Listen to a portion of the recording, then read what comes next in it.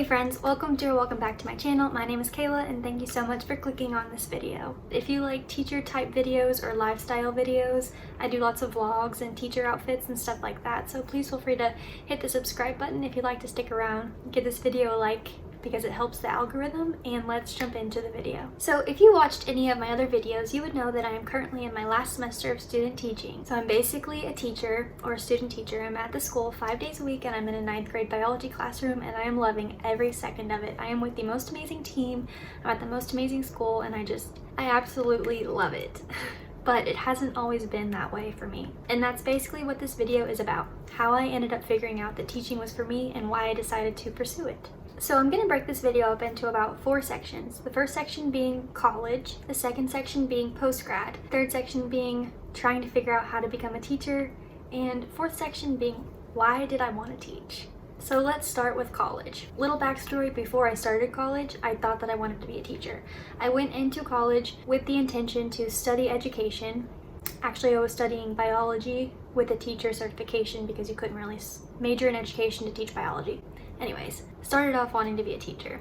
Spent about 2 semesters taking education classes and science classes, and I was really loving it. During that year, people in my life started asking me what I was majoring in and what my plans were to, get a job and stuff like that. And when I started telling people that I was majoring in education and that I wanted to be a teacher, I got a lot of mixed opinions. I had a lot of people telling me that it's a great job and that I would really love it and I'd be really good at it. And then I had a lot of people in my life telling me I was crazy, I shouldn't want to do that, teachers are underpaid, they're undervalued, it's so much work for not so much pay, just like all of the things that people think are negative about being a teacher, I was getting thrown at me a lot.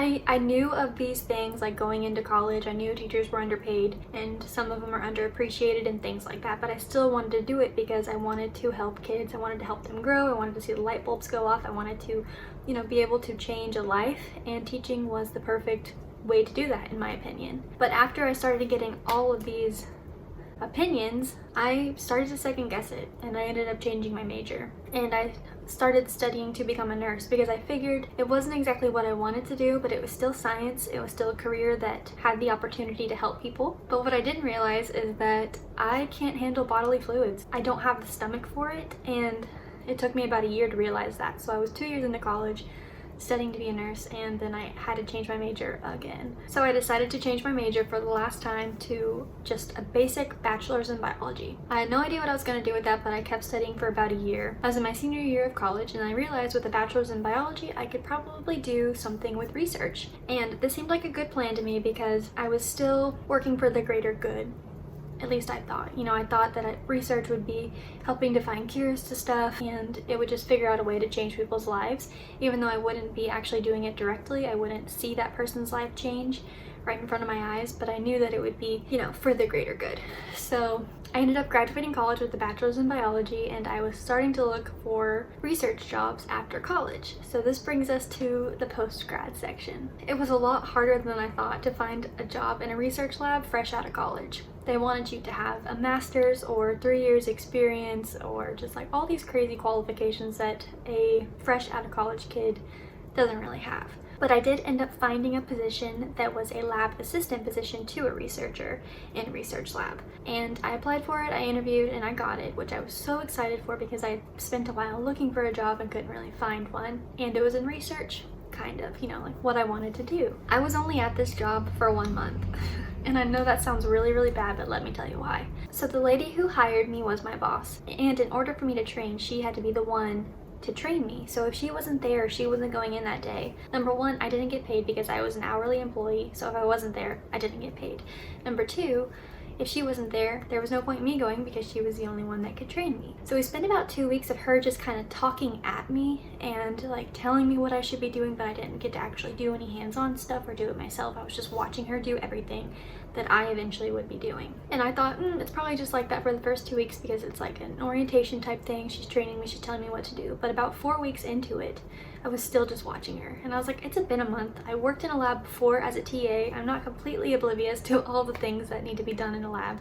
I knew what she was talking about, I knew the techniques, I didn't understand why she wasn't letting me do anything. So I was already a little irritated with the position because I was not really doing much, and I was only part-time. I could only go in 4 hours a day, and I thought it was going to be a full-time position, and it ended up not being, so that kind of stunk. The 4th week I was there, I think it was a Tuesday, I drove up. This place was about 45 minutes from my house. So I drove up there, I was ready to go, ready to sit there and watch her train me, and when I got there she wasn't there, and I figured it was just bad traffic or she was just running a little bit behind. So I waited about 30 minutes, she still wasn't there, so I called her and I texted her. I didn't get any response, so I waited another 30 minutes, and then I went to somebody else in the department and asked like what was up. Was she coming? Was there anything I could do to help her in the meantime? And the person in the department told me that she wasn't coming in today because her son woke up sick and she was staying home with him. She had my number, so I didn't know why she didn't text me or call me and tell me that she wasn't coming in. I understand she was probably worried about her son being sick, but when you have an employee depending on you, I feel like you still owe them the courtesy to tell them what's going on so they don't drive 45 minutes from their house just to sit there and do nothing. So I ended up driving home, and I started looking for new jobs that day. Like as soon as I got home, I started looking for new jobs, and I found one. I applied for it, I got an interview, and I got it. And it was at a lab, but it was a different kind of lab.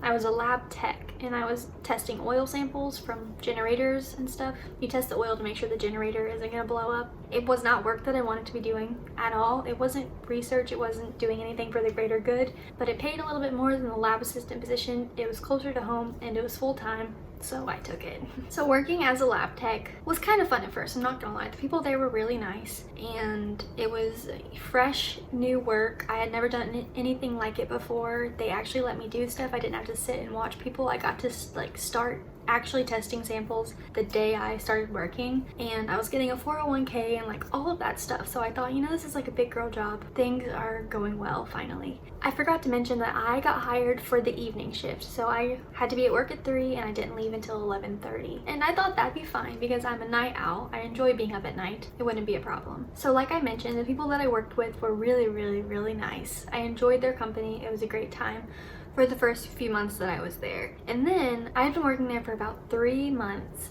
and people started quitting left and right. And I didn't really understand why, because I wasn't really totally involved in the culture of, you know, the workplace. I got there, did my work, and I left. I didn't really know any of the drama or anything that was going on in the company because I don't really like to involve myself in that.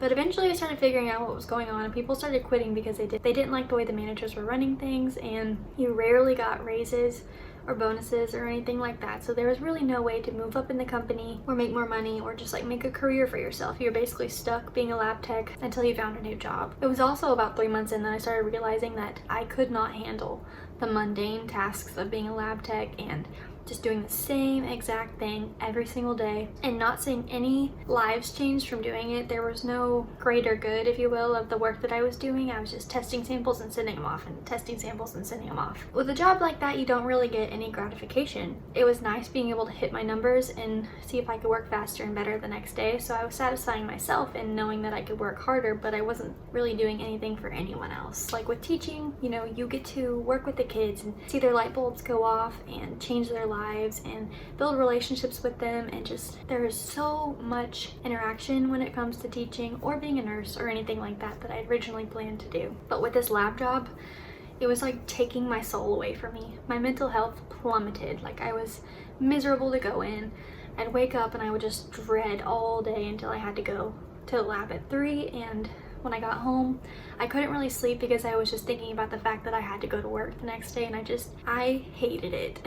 And everyone in my life could tell that I hated it because I was getting just, I don't want to say depressed because I take that very seriously, and I don't think I was actually depressed. I was just sad. I didn't want to do anything on the weekends. Like nothing was really making me that happy because this job was like literally sucking the life out of me. So I started thinking about teaching again, and I applied to be a sub at the district that I graduated from, and I got hired to be a sub, and I was really excited. And I wanted to sub elementary school, but the problem was that our elementary schools get out at 3 p.m. and I was supposed to be at work at 3 p.m. So I sat down with my boss at the lab and asked him if it would be okay if I came in late a few days of the week, like 2 or 3 days, and it would only be about an hour or 2 late, and they said that was fine. So it worked out. I booked my first sub job.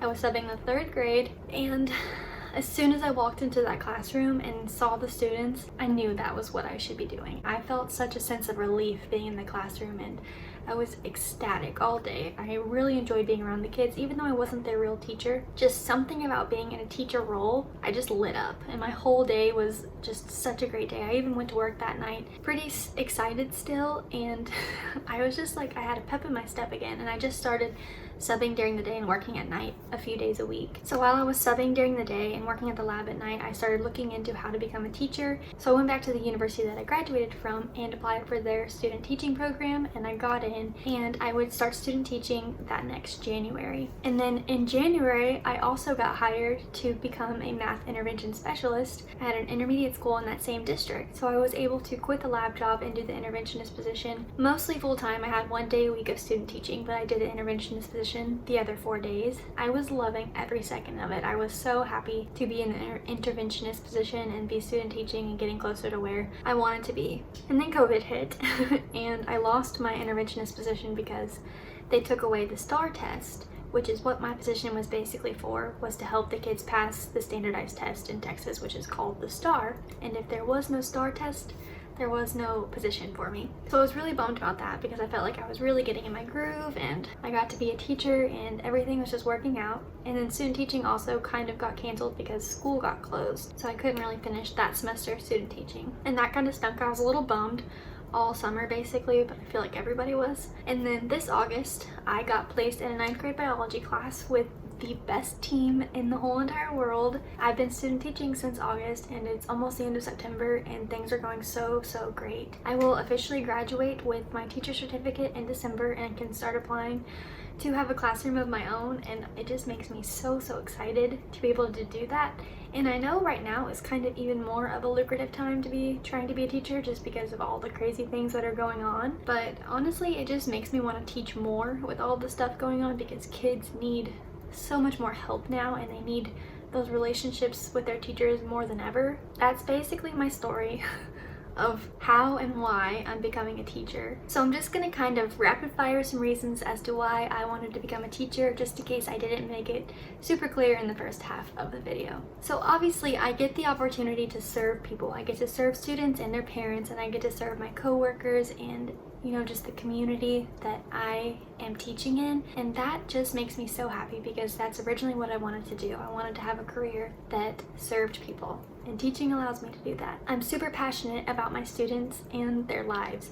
Even the kiddos that I have now, I've only known them for about a month and a half, and I'm so passionate about the things that they do, the lives that they live, their interests, what I can do to better help them as their teacher. These kids need people to invest in them, and teachers can do that, and it's what I want to do, and I have no problem doing it. You're not doing the same thing every single day. Part about the lab that I hated the most probably was that I was doing the exact same thing every single day, and it became so mundane and repetitive, and I just hated it. But with teaching, literally every single day is different.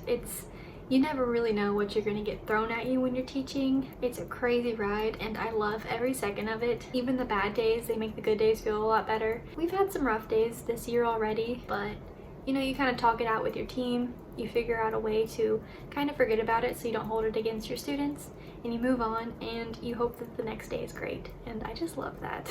And then lastly, if you're passionate about what you do, it'll shine through. So my students hopefully will be able to tell that I'm passionate about teaching and that I love it, and I hope that that will be receptive to them and they'll be able to kind of take that and want to learn from me and want to trust me because they can tell how much I care about them and how passionate I am about their education and their lives and things like that. So I don't know, teaching just makes me giddy and I love it, and I really can't wait to have a classroom of my own.